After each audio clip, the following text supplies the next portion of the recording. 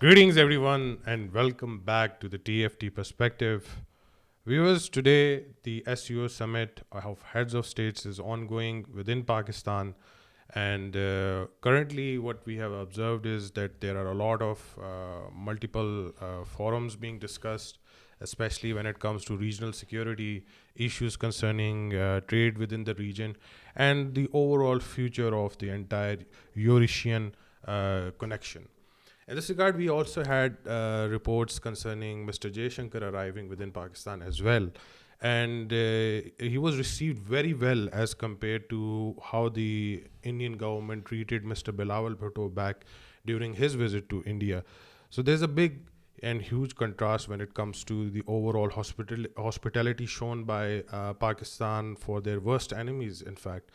Other than that, we had also discussions concerning Afghanistan. This summit is going to continue till tomorrow. Let's hope that there is a solid point arriving from this, and the entire summit is concluded at a very healthy note. We have with us Mr. Vakar Korvi. We're going to discuss a particular issue, especially since the whole world is ablaze right now inside the Middle East, inside Eastern Europe, and how SCO can overall facilitate in this ongoing issue. As far as the summit going within Pakistan, how do you see things unfolding in coming days? Would this summit be very fruitful in completely negating this strange point of view that somehow Pakistan is isolated? We have diplomatically challenged Pakistan and nobody is going to visit it. I think this was a general perception existing for a couple of years. But if you look at last 2 years, and then specifically I'll mention September and October, just I would say last 1 month, the silence of UNGA, Pakistan had some very fruitful discussion in the quadrilateral meeting, specifically concerning security of Pakistan and terrorism emanating from Afghanistan. And this was endorsed by the quadrilateral format in which Russia, Pakistan, Iran and China took part. And there was a very clear message. This was followed by a Moscow format. The joint statement came on 4th of October. Again, this was a slightly larger forum because Central Asian republics are also part of it. India is part of it. And again, a very strong message was given. So basically, if you look at the build-up of diplomacy, and even if you look at the objectives of Azm Istehkam, aggressive diplomacy was one of the tools to be, basically effectively used, and it has started, I think, giving results. Then we had the Malaysian Prime Minister's visit, followed by Saudi high-powered delegation on investment, and there are pledges and some plans. Then, of course, before that, we had the Russian Deputy Prime Minister. And if the Prime Minister was coming in SCO, so 2 weeks before that, Deputy Prime Minister coming, I think to Pakistan is very, very significant because that was like setting the stage for what is to be discussed in SCO. Good thing is that Indian Foreign Minister is also here. Although it was expected from the SCO's format that all Prime Ministers should be present. But somehow India has its own decisions. Maybe they are under pressure because of, they are having, their foot in two boats. Anyways, so I would say Pakistan has been able diplomacy. I think Pakistan has been able to project itself as not only center of diplomacy but also regional peace. And as you mentioned that there are two serious conflicts, and then one is a simmering conflict on surrounding Afghanistan, which is, I would say, a terrorism specific conflict with Iran, who are building multi-billion-dollar wall, with China, with Central Asian republics, and then of course with Pakistan. And Afghanistan itself has to realize that in case they are observer status, but I think their this status was also suspended after 2021 by the SCO. So it means that they are not in attendance, but I'm sure they are listening. Whatever is being said from Islamabad is being heard in Kabul. So two major conflicts and wars are other. Palestine-Israel conflict taking place for last 1 year, now expanding. If you look at Iran coming in, Lebanon, Syria, Iraq. And then you have Russia-Ukraine war, unfortunately, Eastern Europe. And somehow there is a feeling, I think, in Eurasia that probably time has come now to at least have independent decisions, not really delinking itself from the West. But the way West has been, I think, dividing and ruling and pushing states into conflicts and wars. Now people realize that this is not going to work. So I think it's a good omen for Pakistan. We have the BRICS summit coming up in 22nd of just after 1 week, and Pakistan is going to be represented there.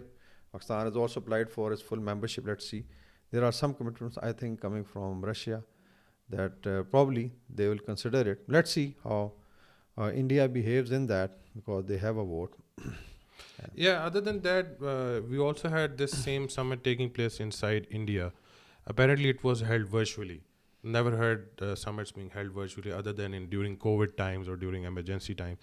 Why do you think that India failed to hold such a magnanimous event of Eurasian Brotherhood, and they just sent their foreign minister? Even today, Mr. Modi didn't bother to attend a meeting which is beneficial for the entire region. I think not just it's not just related to Pakistan or India. So were they perplexed with the response given by Pakistanis in welcoming Mr. Jaishankar, who is also known as Mr. Vishwaguru? I think Vishwaguru has a problem, and maybe I think their mind will be clear very soon. I think they just thought that why aren't they, questioning us, or, issues concerning the K word or those things. Nothing arises out of it. So they seem kind of confused that what to say in this meeting. I think Vishwaguru has been confused for, I think, a couple of years now. Since Modi Saab came, his persona was built as 56-inch chest. And I don't know who gave this idea of Vishwaguru. Maybe it was before Jaishankar, but somehow Jaishankar and his team. And I heard Indian media saying that Jaishankar carries a lot of weight in policy. Mm-hmm. He's not just a foreign minister. We've seen some of his pictures. I don't know. We can also witness that in Canada and US as well. I've seen a few pictures. I don't know who posted it, but from Jaishankar's handle, maybe it's a comedy handle, in which, he's seen with his father and grandfather in RSS uniform. Mm-hmm. He was very small. So it means he was kind of, Karsevak or whatever they say of RSS. But all told, I think Vishwaguru is now realizing that they've been trying to actually project that Pakistan is isolated because of flimsy reasons. Now we look at South Asia. Let's be very, very frank. Today, Bangladesh doesn't want to talk to them very comfortably. Sri Lankans have a so-so relationship Yeah, with India. and they were so afraid of that a Marxist has come to power and he's pro-China, and it's basically, I think, inbuilt insecurity. Unfortunately, for the last 2,000 years, there's a history of what happened to India. So there's inbuilt insecurity. Nepal, despite that it's a Hindu, that state or kingdom. But by and large, they're not very comfortable. Even Bhutan is talking to China. Then you have Myanmar, civil war. And Maldives, just imagine that they had run this India Out campaign. So this is, and then Pakistan, China, you have a hostile relationship, India. And more recently, 2019, Balakot, and then followed by Galwan. What happened? Now, I was reading one of the articles on Diplomat, which appeared after summit, as you mentioned, 2023. This was supposed to be, held in Delhi because COVID had gone. Yes. And before that, I think there was a summit which was held in Samarkand, Uzbekistan, which was physically held. And Modi even there, did not decide to go, send some, I think Jaishankar or somebody else. Now this India decided. It is said that it was almost 1 month, just 1 month before the summit, that will be held virtually. So there could be, as diplomats say, there could be 2 or 3 reasons. One is that basically India was confused because of its relationship with the West, Indo-Pacific, and then I think Modi had already visited US and met Biden. One was that. The other was there is, I think, some problem of Modi, mingling at larger forums and trying to speak extempore.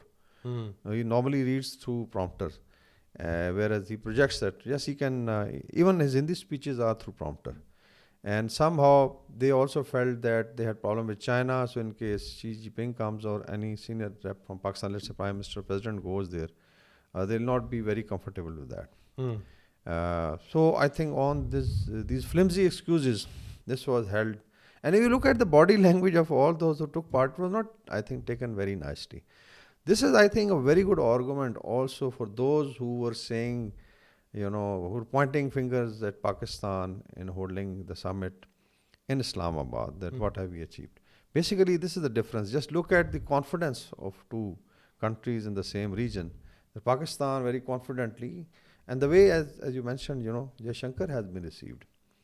This also shows what is the difference between our way of hospitality and Indian way of hospitality. We are not running, state of affairs on TikTok. Like Jaishankar came and changed, his glasses, put on those shades, sun shades. And Indian media was just gone berserk saying that, look at his swag. Okay, he may be having swag.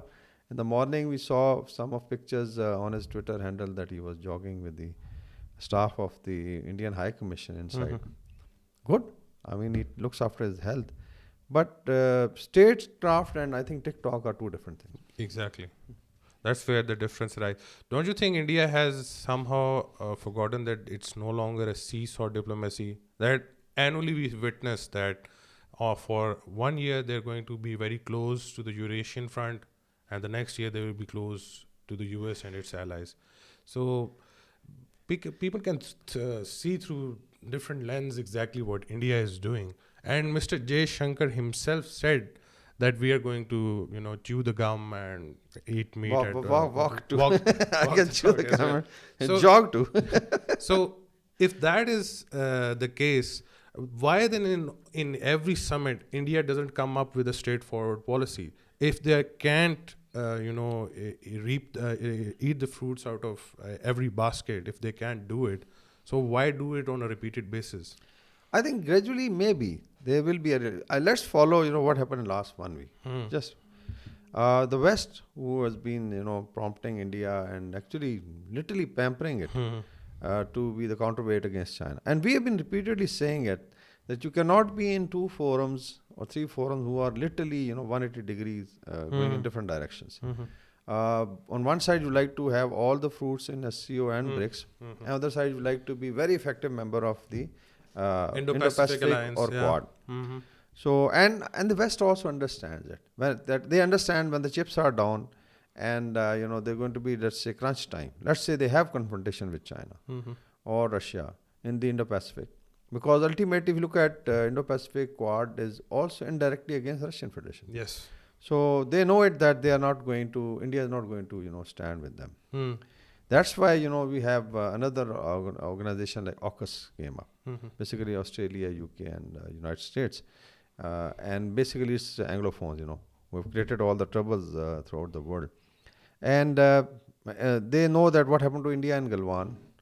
What's the military potential? In case it has a potential, there is no military and political will. So now looking at last 1 week. Or maybe if you go back slightly before the US started then taking them for attempted assassination of Gurpatwar Singh Pannu. And they came out officially, and I think there is a news that today the officers who were summoned by the US are reaching now United States. So Dole is sending some people there. Then came the bombshell, and we discussed it in yesterday's podcast on why Canada actually took this, I would say, ultimate or drastic step. They have been sharing the information with Indian government, and there's also a report in the Washington Post that Dole was met by Canadian officials, confronted with the evidence. Initially denied it, I didn't know what was Bishnoi gang and all that, and then said, okay, we'll do something about it, but it should not come up in the media. And now Canadian, I think, officials have opened it up because or I would say exposed it because India was not coming to terms. And then there was the ultimate, so they issued, a final notice of putting Indian High Commissioner as a person of interest. That means that now, as we mentioned yesterday, that from, let's say, initial collection of data, things are now going to investigation and maybe charges in the court stage. So it means Indian High Commissioner. It means if you follow the trail, next is Mr. Jaishankar. Yeah, that's exactly what I was saying. He's very much famous in US and Canada. And then Mr. Modi himself. As they say in Punjabi, the khura leads to, right up to Modi, because I think the assassination squads are being run by RSS and Research Analysis Wing. And now Indian media is also quietly realizing it. Opposition is asking what is happening. And yesterday, I think if you look at Matthew Miller's press conference, he was asked certain questions regarding Canada. He said we'll side with Canada because this is based on solid evidence, and India has to cooperate. So in this backdrop, I think Vishwaguru should realize that you can't be in you can't have multilateralism in the sense that you are playing effective role in forums which are not really comfortable with each other. So that's why I think if you look at Jaishankar's address, a few points have come up in the media to the SCO summit. One, he said that we congratulated Pakistan. Thank you so much. And then he mentioned that India was, I think, took a leading role in assigning the presidency of the SCO, Heads of Government Council. So India played a role. So this is, I think, I would say a welcome. Or maybe it's a realization that ultimately, it's Eurasia that we have to live. Yeah, we are neighbors. Here. Yeah. And as you mentioned in the introduction, the treatment meted out to Mr. Bilawal Bhutto Zardari, our foreign minister at that time, who went to attend the Council of Foreign Ministers conference. Again, a third tier, I think, forum of the SCO, but it solves day-to-day problems. Look at the mandate. And the way he was treated, I mean, not greeting him, not received properly. And still, I think Pakistan, I would say, has a big heart. People don't realize. At the time, they say that we should do the same. But when you have a guest who is coming here, and then there is a forum where there is common interest, I think we should be above these small, I would say, should not be behaving like TikTokers. So today, probably Indian media is also realizing, because I think there was certain hint coming that the way he has been received, the red carpet presented with bouquets, and then even Prime Minister twice has shaken hand with it. And still somebody said, no, Jaishankar is just holding it like that, and there was a long hand. Just look at there. Yeah, that's just theatrics. Yeah. So right now, in the last podcast, we also mentioned that around the overall ratio when it comes to the share of the GDP that the entire organization provides to the globe. Now, if in regional security and trade, we do get a plan of a European Union type of setup, for instance, people having their autonomies, but at least no longer closed borders, and in fact there should be mutual trade amongst each other, mutual trust amongst each other. How do you see the future of Asia in this concern? If that does develop, if that does shape up, if there's peace in the region overall due to the efforts of the SCO, how do you see the future coming up, especially when it comes to we have such a huge competitive market with the US and Europe? I think if you look at evolution of SCO, from 5 members, and there was a very limited scope, just Shanghai 5. And then now you have basically China, Kazakhstan, Kyrgyzstan, Russia, Tajikistan, Uzbekistan, India, Pakistan, Iran, and then Belarus has been added. It's the first time they are taking part. So you can now see a European representation. Of course, Russia is, I would say, 1/3 European and 2/3 Asian, and they sit in both the forums. But now it's properly become a Eurasia. And then you look at the observers, including Afghanistan, including and then there are dialogue partners like Turkey, you have Nepal, and I'm sure later on there are a lot of countries in Africa would come up, or Southeast Asia. So it means that there is definitely understanding at global level and regional level that Western hegemony in Eurasia or Africa or Southern America has not paid dividends. And somehow, after the breakup of Soviet Union, I think instead of becoming a benign power, US became a hyperpower from a superpower. And the way they wanted the world to move to, let's say, superpower hegemony or global power hegemony, global superpower hegemony was through a barrel of a gun. And we have seen. And then they had their proxies like Israel or others doing it. But now I think there is a realization in at least SCO members and the larger Asia, because the summit is being watched by everybody. If you look at Eastern Europe, because there was some statement from Hungarian Prime Minister again, Orban, related to looking for peace and shutting the conflict. Especially, I think he was hinting at Russia-Ukraine war. Russia-Ukraine war is also probably going to see its end by 2025. There are some signs, I think, now. Ukrainians are also exhausted. And ultimately, they'll have to come to 2014 position where the Russians said, let's demilitarize it. Should not become part of NATO. It can have good relations with both sides. Unfortunately, with so much of loss, so much of water flowing through the Dnieper rivers, down. So I would say that has a lot of scope, especially in the time of war and conflict. Eurasian, if you look at the map, right from north, touching Indian Ocean now. So literally you are controlling a huge mass, 40% of global land mass. And then is basically 40% of global population, 60% of Europe and Asian land mass. And then you have like 25% of the GDP, but 32% of global GDP by purchasing power parity. Huge. And still, the economic potential has not been realized. I think it was nicely pointed out by Prime Minister Shehbaz Sharif. And now the time has come that you should start walking the talk and deliver whatever are the big ideas or forums. You start executing. Geographically, it is connected, as we mentioned. You can even travel from Calcutta to Moscow by road. In case India, Pakistan solve their problem, or Pakistan, Afghanistan solve their problem. Look at the pipeline, look at energy potential. And the way people are coerced because of SWIFT system, dollarization, you can't sell your goods. I mean, Europe has been trying its best to even scuttle its own resources. We witnessed what happened to the Nord Stream pipeline. We know exactly they don't want any land routes coming from China into Europe. Yet they also complain that they don't have manufacturing facilities or cheap labor or issues surrounding, demographics to maintain the global economic hegemony of Europe. But they sabotage themselves by doing such things. Don't you think that now, from the eyes and views of the SCO, the Asian countries, especially Russia, China, Pakistan, India, and all these powers, regional powers within this region, have realized that we have to go and look for a policy which supports the East more rather than focusing on West? I think there is, and if you look at the discussion by the common friends, like we've been sitting in some of the international forums, and they basically belong to the common man on the street. There is a lot of anxiety in Europe. What is happening to them? Just because of, let's say, I'll not say, let's say, comment on President Zelensky, but definitely Ukrainian policy, who are now, I would say, enslaved by the neo-Nazis, and then backed up by the United States. Let's be very, very frank. So Europe is saying that why we should sacrifice. Look at the trade between Germany and Russia.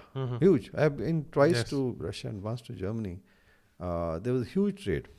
And German economy was growing at the fastest rate. One of the largest. And today, I think they are first time, in the last 2-3 years, they have been in recession. First time. And they are just suffering because of this war, because of a stance that they have taken, that NATO should keep expanding right in up to, let's say St. Petersburg or what. So there is, I think, within Europe also, there is a realization. Inflation is high. Development has just come to a halt, even Italy. And then there's a demographic, challenge that they don't have the human resource, young human resource to run this economy. So I think all the more reason. If you look at Belarusia joining it, maybe tomorrow you have some Eastern European countries who can ask for joining SCO. And Russia also has some of the, let's say, organizations in Eastern Europe, which basically are the collective, for collectives called like CIS. So all told, I think this is a good omen in these times of conflicts and war that we are having a forum like SCO, where despite maybe bilateral differences, like India, Pakistan, or maybe a few related to other countries, that we can sit together in a decent, environment, enjoy the, pleasant weather in Islamabad, and discuss issues and help each other. If you look at the overall potential, and in case half of it is realized, you may find that SCO GDP would cross 50% of global GDP. Huge potential. Definitely. And then can connect, So all told, I think good beginning, and let's see how it moves forward. Yeah. So that's it for today, folks. Thank you so much for watching us. Please do leave a like and subscribe our channel. Bye bye.